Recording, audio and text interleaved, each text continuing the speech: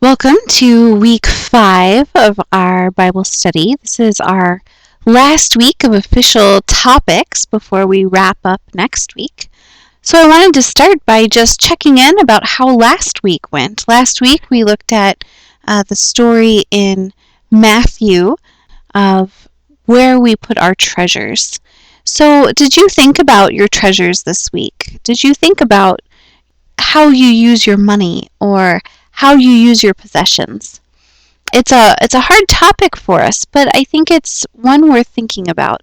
How do we use those things every day? So if you had any thoughts on that, I'd love to hear them. I'd love to hear how it is that you use your treasures that God has given you. For me, it's something I thought about just the other day as I was cooking dinner. We have a high school student who's been helping us paint, which has just been a lot of fun and a lot of joy. She's painting our nursery right now, and I was making dinner for myself and Frank and decided to ask if she wanted to stay for dinner. And it was something small. It's something I love to do. I love to cook, and I love to share meals with other people.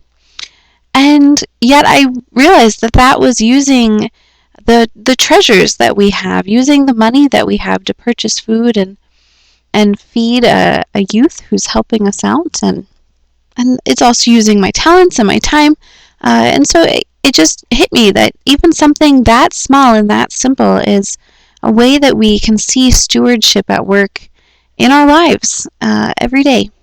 So just something to think about, and I'd love to hear what you've been thinking about that.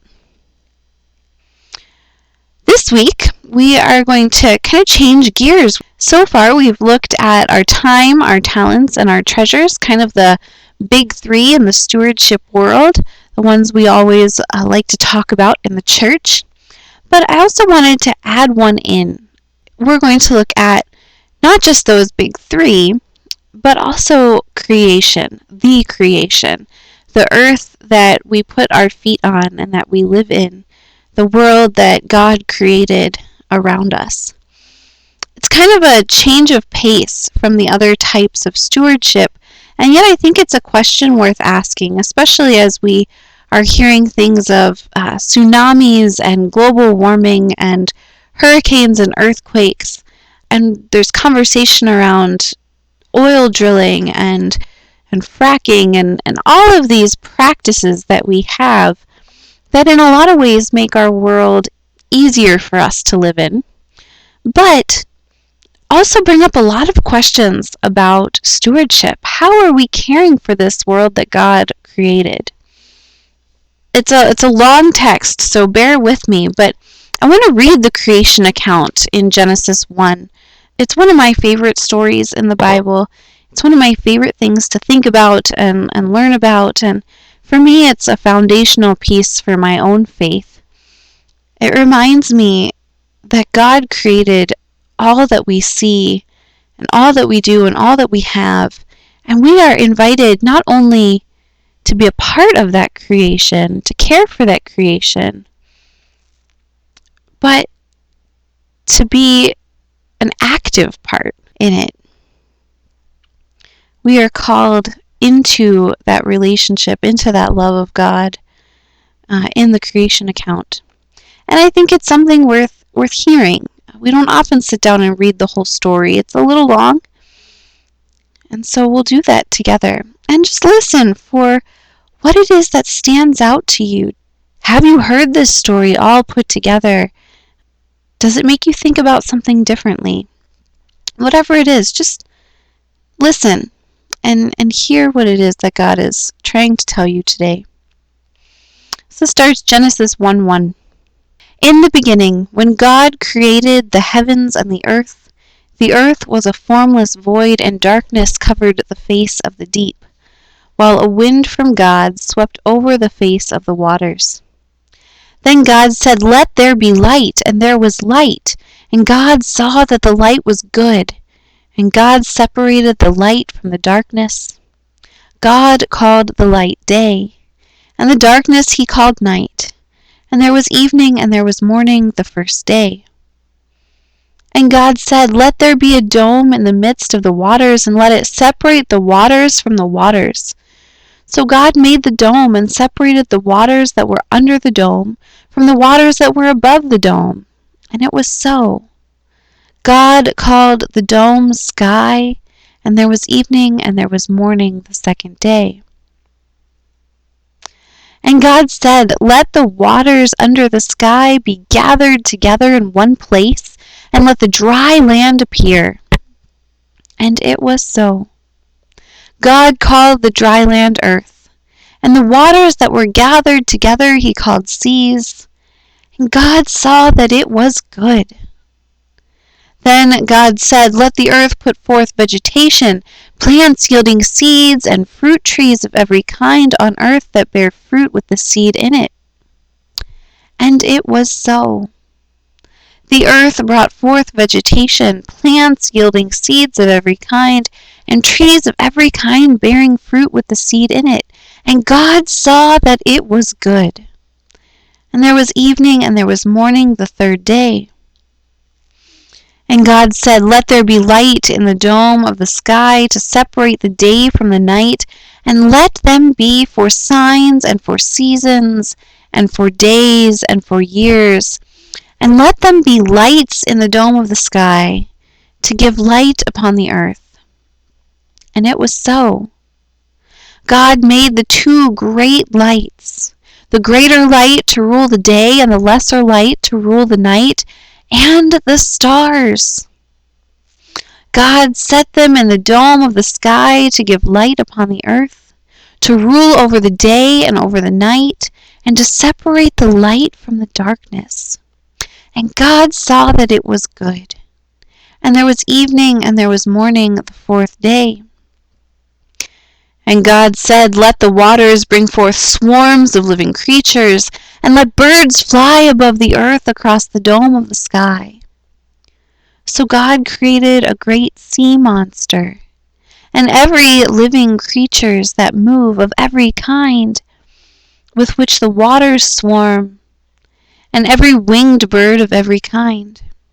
And God saw that it was good.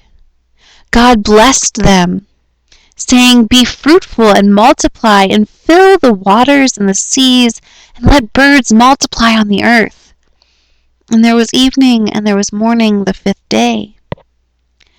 And God said, "Let the earth bring forth living creatures of every kind, cattle and creeping things, and wild animals on the earth of every kind." And it was so. God made the wild animals of the earth of every kind, and the cattle of every kind, and everything that creeps upon the ground of every kind. And God saw that it was good. Then God said, "Let us make humankind in our image, according to our likeness, and let them have dominion over the fish of the sea, and over the birds of the air, and over the cattle, and over all the wild animals of the earth, and over every creeping thing that creeps upon the earth." So God created humankind in his image. In the image of God he created them, male and female he created them. God blessed them. And God said to them, "Be fruitful and multiply and fill the earth and subdue it, and have dominion over the fish of the sea and over the birds of the air and over every living thing that moves upon the earth." God said, "See, I have given you every plant yielding seed that is upon the face of the earth, and every tree with seed in its fruit. You shall have them for food. And to every beast of the earth, and to every bird of the air, and to everything that creeps on the earth, everything that has the breath of life, I have given every green plant for food." And it was so. God saw everything that he had made, and indeed it was very good. And there was evening and there was morning the sixth day. Thus the heavens and the earth were finished, and their multitude. And on the seventh day God finished the work that he had done, and he rested on the seventh day from all the work that he had done. So God blessed the seventh day and hallowed it, because on it God rested from all the work that he had done in creation. These are the generations of the heavens and the earth when they were created. So it's a long text, right? It goes on and on. It gives the creation account. And I think there's so much beauty in it. But what captivates me is this idea that God creates humankind in God's own image. It's the first time that that's happened in the creation account. But then God sets this humankind and gives them dominion over the fish of the sea and over the birds of the air and over the cattle and over all the wild animals, everything that creeps on the earth, all the plants and vegetation. But I think that this word dominion often catches us up. In verse 28, we hear the words subdue and dominion, that humankind is to subdue the earth and have dominion over it.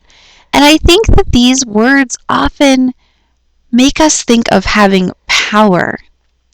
We have power to subdue the earth and make it into what we want it to be. And we have dominion over the animals and the plants, and so we can do with them what we will.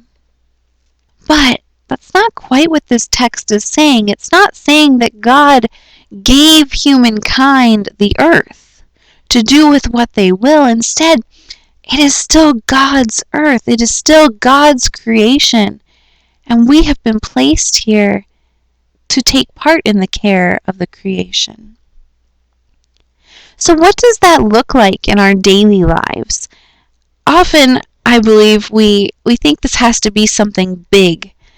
We think that it has to be creating some kind of new car that runs on something other than fossil fuels, or some kind of renewable energy. We think that it's not caring for the earth and making it a better place is often seen as something that the average person doesn't take part in. And yet I think that's completely false. I think there are ways that we all care for the earth every day, especially in this community in Kitson County. We have so many people who farm that they are daily caring for the earth. And now there's lots of questions with that too, and farming practices, and what's the best farming practice, and how do we put more back into the earth rather than take out of it. And that's a big discussion, and it's one that I welcome and would love to be a part of and hear about different farming practices and different perspectives. And I'm not sure that there's a right or a wrong answer to any of that. But how are you taking care of God's creation? It can be something as small as recycling or planting a garden. So how are you engaging in that? I know in our house we aren't always great. We leave lots of lights on, and we're not great at conserving water or energy. We like our house to be nice and warm in the winter, especially since it gets so cold. But we do try to take care of the earth as much as we can. We planted a garden this summer to be able to eat some fresh produce and take care of the earth in that way. And we, or at least I, often try to remember to bring my reusable bags to the grocery store rather than using plastic or paper bags. So there's all kinds of ways that we can help to take care of God's creation.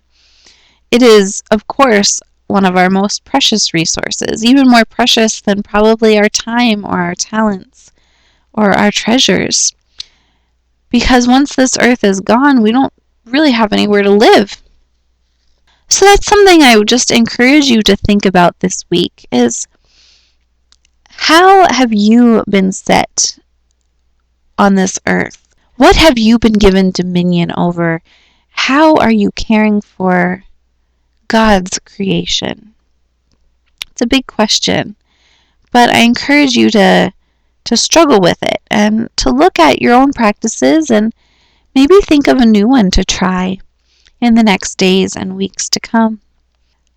So that's what I have for you today. It's, again, a little different from what we've been talking about the past few weeks, but I look forward to hearing from anyone about what you've been thinking or learning or practicing. And next week, we will change pace again. We'll kind of close up and give a last chance for any comments or questions or anything like that, and we'll kind of close out our time thinking about stewardship. I hope you have a great day, and I look forward to hearing from you.